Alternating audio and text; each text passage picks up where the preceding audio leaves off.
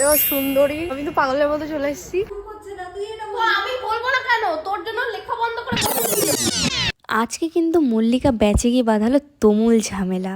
আজকে ছিল সানডে, তো স্যার আজকে হঠাৎ মেসেজ করলো যে আজকে পড়াবে।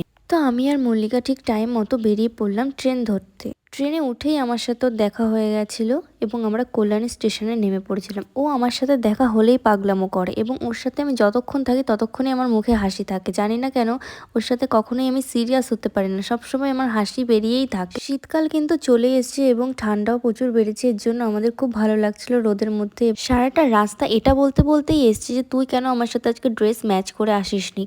তার মধ্যে পাগলামি করতে করতে আজকে বাঁধিয়ে দিল একটা ব্যাচের মধ্যে ঝামেলা। আমার সাথে ঝামেলা করে সেটা নয় মানা যায়, কিন্তু সবসময় আমার সাথে ঝামেলা করতে করতে ও হয়তো বোর হয়ে যায়, এর জন্য আজকে ব্যাচের মধ্যে কিছু ঝামেলা বাঁধিয়ে দেয়। এখন কিন্তু দিন ছোট, এর জন্য কিন্তু খুব তাড়াতাড়ি অন্ধকার হয়ে গেছে। তখন বাজছিল বিকেল 4:30। 4:30 সময় অনেকটাই অন্ধকার হয়ে এসেছিল। কথা বলতে বলতে এবং অপ্রস্তুত হয়ে পৌঁছে গেছিলাম ব্যাচে। জানি না আজকে কি পড়াবে।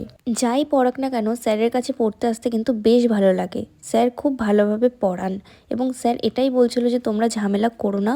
তারপরে কিন্তু স্যার পড়ানো শুরু করিয়ে দেন এবং আমরা পড়তে বসে পড়ি। আমাদেরকে পড়ানো হয়ে যাওয়ার পরে আমরা 7টা নাগাদ বেরিয়ে পড়ি এবং ও মহা আনন্দে পড়া হয়ে গেছে বলে লাফাতে লাফাতে চলে যাই আমরা, এবং লাস্টে 2 কাপ চা খেয়ে আমরা সবাই সবার বাড়ি চলে যাই।